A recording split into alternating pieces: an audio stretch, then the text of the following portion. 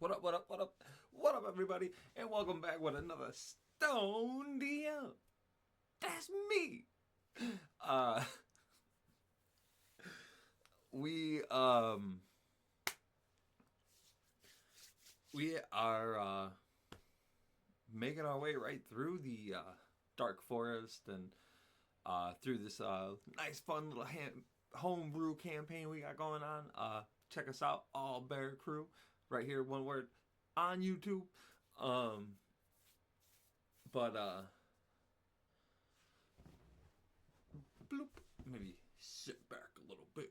Get back, get back. You don't know me like that. Uh, but I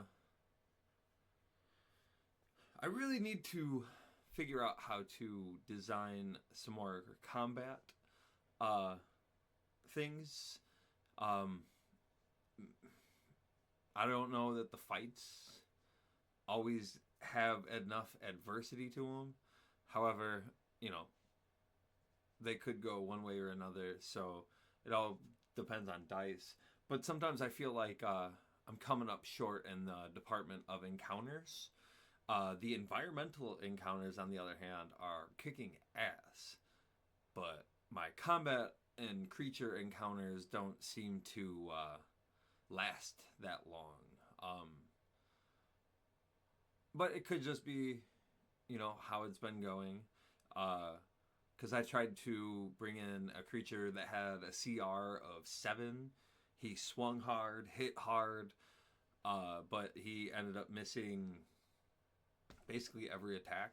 Uh, he hit, I think, twice, and then they demolished him, and half the party didn't even get a turn, and he had 100 some odd hit points. No, they beat him in like 3 turns. Uh, but like, yeah, he had 100 some odd hit points, regenerated health, and still died like immediately. But it's also a testament to them, their dice rolls and their abilities, and them utilizing what their characters are good at. So like, that's awesome to see too. So it's like, maybe it's, not the encounter, maybe it's just like they're good with these characters, they got a lot of awesome abilities, and we don't like rush combat. We let people, take their time, see what they got, and see how it would work, and what, could happen. And it's a lot of fun seeing what these abilities can do, and learning the different spells and stuff. So like, it could just be that like my other problem is that there's, D&D 5e, they're super overpowered, but like, because I consider them like superheroes basically after like level 5. And I mean, granted, they're only level 6, and there's a couple more of them than what should be, in the technical party for a CR rating. But at the same time, like, I think 2 people didn't even get to attack. They had enough actions to get into the fray, but so like, I definitely need to do better. And uh, I was going to put 2 of them in the situation, but then it was a split party. So the one would have been an actual tough fight for them, but then they ended up being able to meet up, based on how they traveled and where they went. So it ended up being a bit of a different encounter than what I had imagined anyway. So I guess that's like it. I'm kind of just beating myself up about it. And I feel like I have been like coming up short on a couple different things. Like maybe the world isn't vast enough, or maybe like the stuff isn't happening uh like kind of how it should. Like they're not coming across enough variety of things, and it's kind of just like these other simple things that, like, I mean, maybe, I don't know, I just feel like maybe I'm kind of boring some people. But uh it's also like up to the dice too. Like I said, the environment's kind of really kicking everybody's ass. So it's, I mean, and it is fun because you're still rolling dice and you're telling the story, but at the same time, like, how far do you want to get in one day, and like how many things do you want to do in one session, and do you want to be accidentally stuck, you know, in a place where you're not progressing the story or the game, and you know you're kind of just there trying to get through something. But then I mean I guess that's like also part of the game too. You know, is like getting through the encounter and like doing things creatively and giving yourself, you know, a chance or taking risks and presenting the opportunity for failure and having fun with that, because like if you find fun in failure, then this is all fun too. And I'm not like, everyone is, you know, having fun and the table, you know, is laughing and everyone's having a good time. I just hope that like we are doing enough per session for everyone to continue to be intrigued in the possibilities of what can be, and you know, not, you know, ready to just debate a direction for, you know, 30 minutes, and you know, and then we finally get there, and like, I don't know, maybe I just need to speed up travel or something too, but we did shrink the world, so that could be a thing. I could also just be beating myself up because like I felt like I didn't do great the last session. uh and then like I feel like they might be robbed of like what the dark forest could be. And I'm not that great of a describer, so like the only thing I had to go on was the experience that the dark forest had to offer and the different creatures that we were going to see. And I mean, granted, you know, they get to tell their story, and you know, I do have one of the players on a deadline, so like, it's also my fault that they can't get a full experience of these different things. But then there's also the learning curve of how do you implement uh, trials and different things that may or may not help a player grow. You know, uh,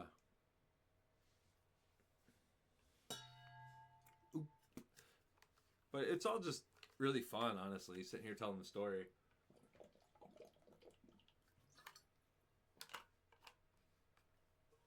And like they all play so differently, and like one of my favorite encounters was Charlie deciding to have, you know, tea with this druid dwarf who allowed him to stay at his house that night because, you know, Charlie's an interesting person and just does those things.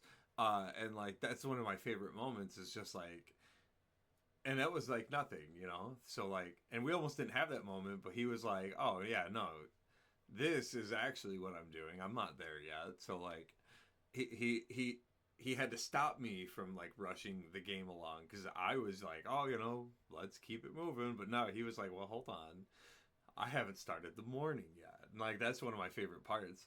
Um, but I just like, I don't know. I'm always intrigued to see the randomness that's going to come up and take place, and they're really good at it. And then the creativity that they come up with, like this time, instead of getting beat up by the rapids, they had a rope ladder and they tied it and anchored themselves and gave themselves like a better, easier opportunity of crossing this river pass. And like I think maybe we had a couple of fails, but nobody like failed the thing this time. Whereas the last time it was just continuous problems. uh, so like that was really fun to see them having failed and then overcoming that and getting past it. So like I said, we're having fun. Everybody's enjoying themselves. We're learning a lot of different things about how to play the game, and we're also, you know, staying in character and learning these moments as a, you know, character would, who is firstly learning to traverse the world, because like they still technically pretty much all of them, this is like their only time like traveling the lands, and like learning things on their own, and going through the difficulties. And like that was like the whole idea that I had when I designed having, you know, a young dangerous world. So like we're pretty much getting exactly what I wanted. I just don't know that it's happening swiftly enough. But there's still a lot of story to be told, and we've already covered a lot of ground. Um, but one of the interesting things is the Boar King has made a reappearance, and he is an entity that we ran into earlier in the game. Uh, and he's, you know, calling up the princess with uh, a problem, you know, I guess that, you know, needing solved. So we'll be able to see what happens with that. And then we ended with Elio being captured by bandits. But, like, you know, the real story that, you know, happened is the bandits captured some civilians. And they were like, oh, you know, where's the people who hurt our people? And Elio was like, oh, you know, I know them. They're coming back for me. You know, let them go, and nobody has to get hurt. We'll, you know, we'll wait for the people you're looking for to get back, and you can, you know, take it up with us then, you know. And he went with them and, you know, saved the village from any discrepancy at the moment. However, we will see how that plays out with the party, and how they're going to go about finding the bandit camp and dealing with them. How many there might be, and what, you know, possibly happened. That's another thing that I beat myself up about too, because I didn't know exactly where they were going to make it to. So I didn't write the letter like I had wanted to, but I do have, since we ended on it, I do have the opportunity to write the letter now and then give it to him, like it happened then. Give myself a little bit of give myself a little leeway on that one, you know.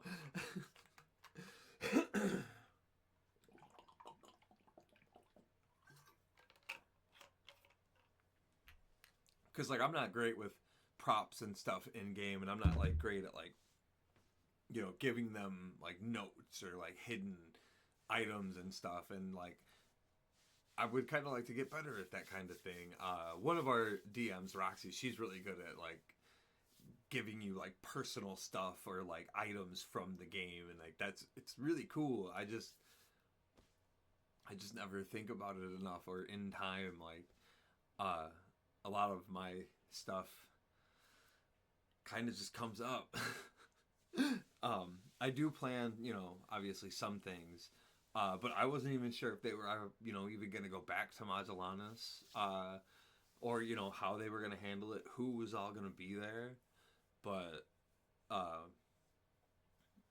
you know, it's been a couple of days, and this seemingly just happened. So who knows what would have happened had they stayed in the Dark Forest for the couple of weeks. Like, that could have been interesting too. How, you know, how is Elio faring? You know, he's pretty high level person in the world too. You know, being you know, the oldest prince of the elves. Could they have figured out who he was, and, you know, got a, you know, higher ransom at that time? Did he disclose who he is? You know, but at this point, it's only been like a couple of days since the incident happened, and they, you know, came and did the thing, and so it probably just happened, and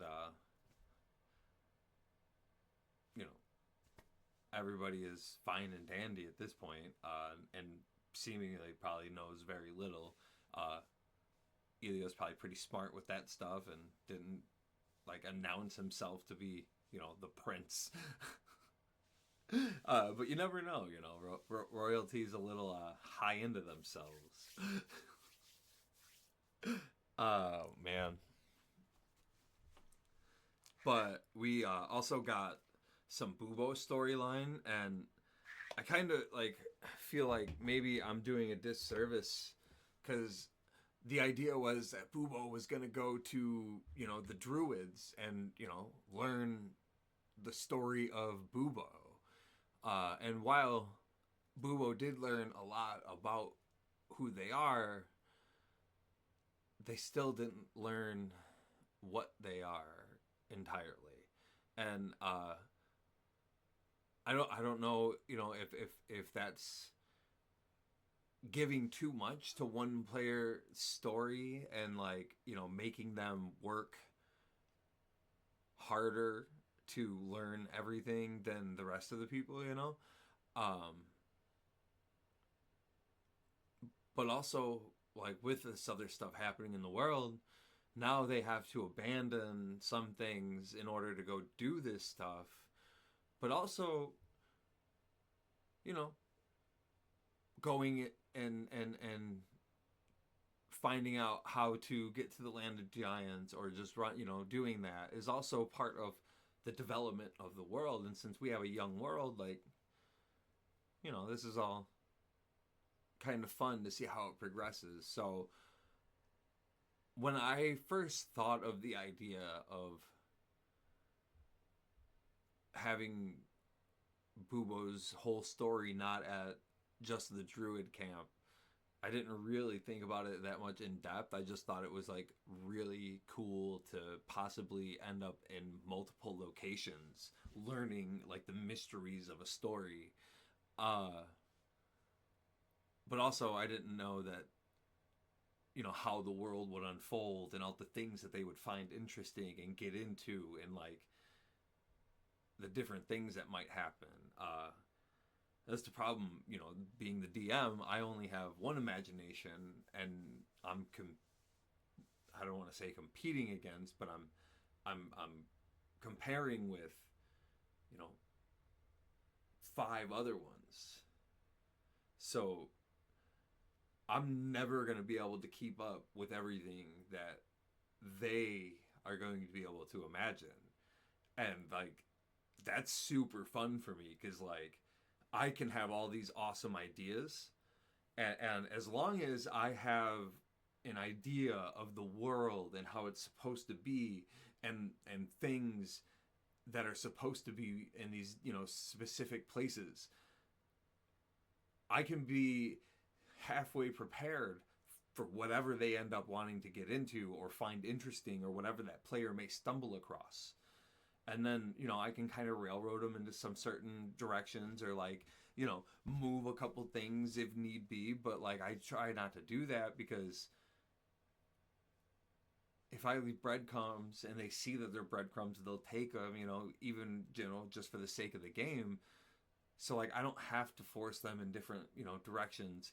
But also, with all their different imaginations and ideas, I get to figure out, the best way for the world to develop with them. And it's not just my one vision. So my vision might be, this thing, but then, Charlie does his randomness and moves the story in a completely different way.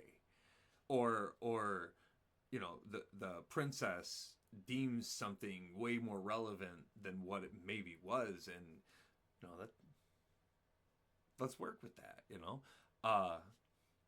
Lothian with his rules of the elves, like, what is that going to present, and how's that going to be? Because now we're getting ready to go to the golden city of the elves, and like, what does it look like? How did it grow out of the mountains? Did they carve it like, like a dwarf would, or did they like manipulate the mountain themselves, or did they use magic to funnel their way in and create dwellings and caves, and allow for sun to beam in every place, while also not,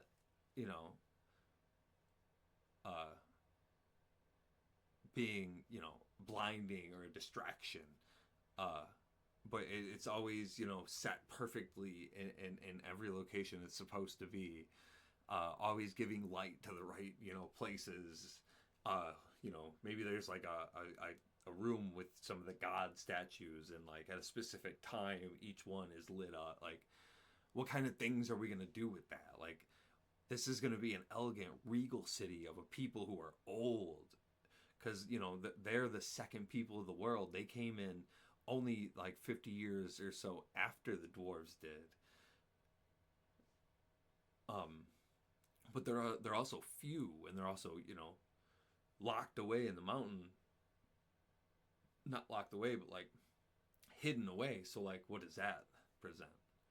Uh, so that's going to be a lot of fun working to design that, and how they get there. They have a chance to potentially take the flying carriage, because at this point they have, I think, 9. They have 8 days. Yeah, they have 8 days to get to Caresti, and that's the land of the elves, and that is in the middle, kind of, but it's also in the mountains, so it takes a little bit more travel time to get to. And they're all the way down at Magellanis, the furthest city to the south, and like they have to go around the mountains, up possibly through the big city or over around the desert and back by Fort Runoff to see how the refugees and stuff are doing, and then into Caresti. And you know, they're going to be cutting it close, but if they can also take the carriage, they got plenty of time. But also, how long is it going to take to deal with the bandits? How do they deal with the bandits? What does that you know, cause? So it's a lot of fun. Really excited to see that.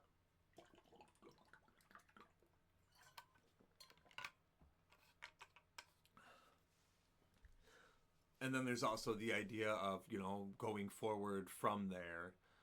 Uh, how do they handle getting the princess out of there? How does she handle it herself? Um,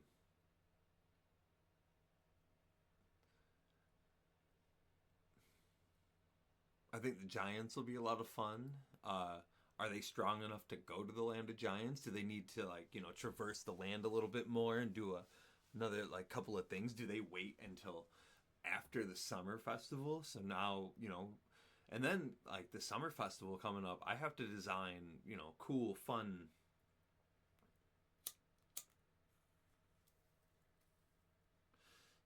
games and like different types of, you know, entertainments.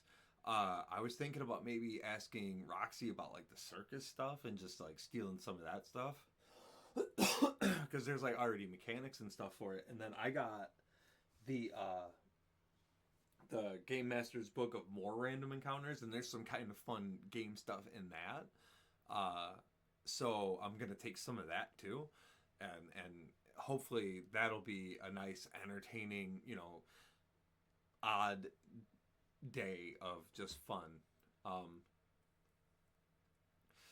but then, like, if they leave, do they return to the elves for the summer festival, or do they go somewhere else? Because their deadline is a month before the summer festival, so they can go there and wait. They can go there and leave, or, you know, try and leave. Because this is the princess, you know, she's crowned. She is vital to the survival of, you know, the Alarlan line and the elves, and you know, the direction that these people are gonna go. And so, like, how is that all gonna play out? And then, do they make it in time for the deadline, or are the other elves in trouble who are supposed to be her royal guard and like in training? Um,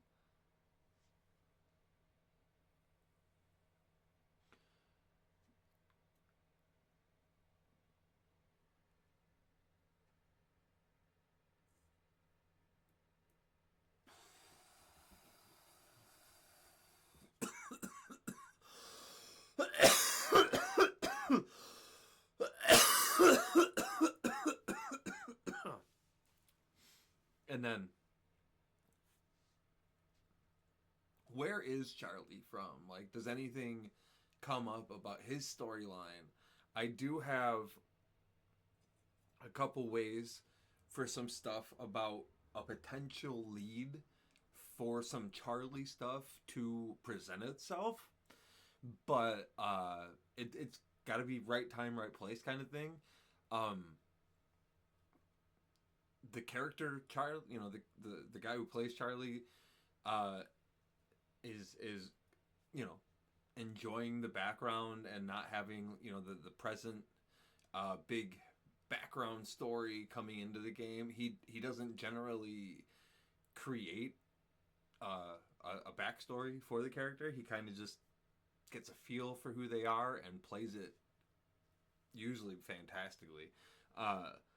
So I took it upon myself to give him a couple things, but instead of like, hey, I'm going to put you forefront like I did Bubo or Aurelia or even Lafian at times, like, I'll let you, take advantage of a moment because, like, even still, like, there's not a lot of Aggie stuff that's, that main story stuff yet, but I also allow her to take her moments and like, the stuff with the goat or with Bigum, and hopefully we can have, some bigger moments and some different things like that. But, just let them have their moment to shine within the party individually, but also, keeping the story progressing for what is presumably, the main plot at this time. And that's centered around mostly, the Bubo history story and the Aurelia ruling the land story. Well, not the land, because that's the dwarves, but the elves got a lot of land. They got their mountain village and shit. I'm not gonna take it away from them. And then, what other towns are there? What happens with the town that was wiped off the map by the Hydra? Do they, try and figure that kind of stuff out? Man. But I just feel like maybe I need to focus a little bit more. I need to put a little bit more thought into some of the creature encounters. I think this thing with the bandits is going to be a big help in seeing how things play out going forward. I think I have some pretty good ideas about, a couple possible scenarios for that. And then I think I have a layout that'll keep it interesting. So we'll see what happens.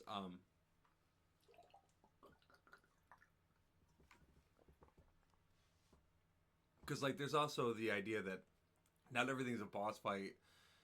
Some encounters will be done super fast, but sometimes some things are going to take a little bit of time, and it can become kind of a snore fest if combat takes way too many rounds anyway. So, or if there's just far too much happening.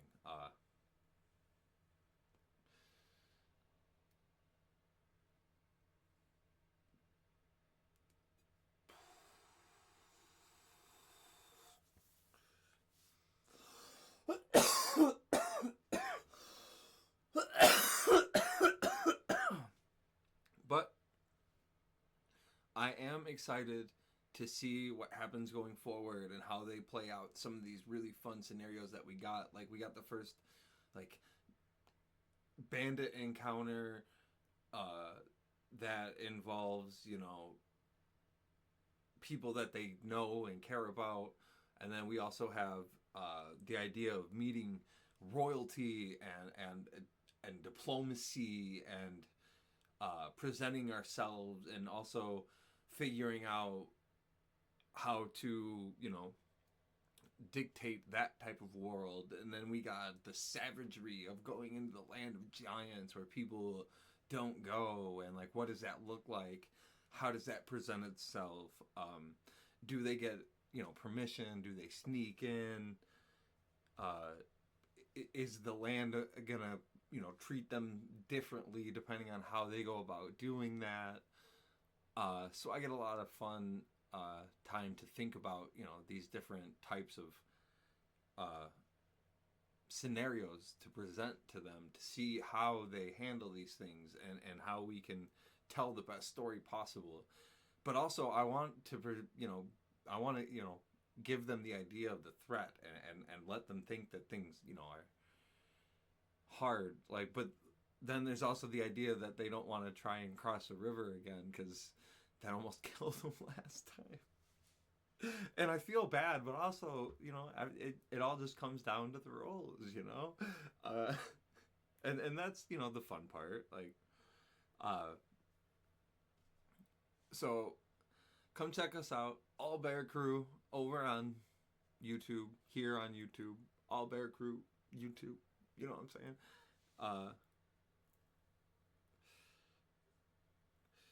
Drop some questions,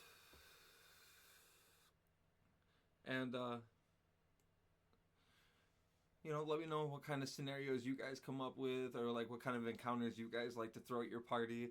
Like I said, I had a creature that was supposed to be a CR-17 or a CR-7, and he ended up diseasing one of our players, and so that's our first time really encountering that.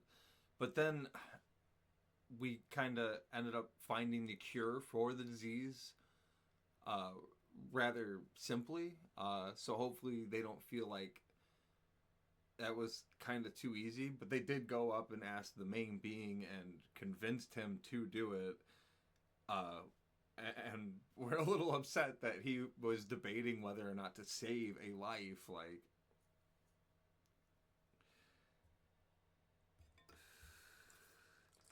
so, that also presents an interesting development of how the druids work. So, we got some fun storytelling and different things out of that. So that may have been a good fix for, taking the ability for the players to fix it themselves, and allow them to have an outside source, help them. But like I said, the idea that the druids are okay with, one way or the other, that's like, what is that,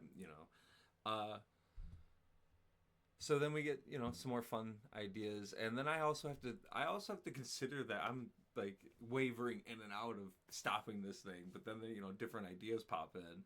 But like I also have to get better at presenting the different peoples with different values and core ideas. Like my idea of the Dragonborn being more Viking-esque, and the Goliaths having a more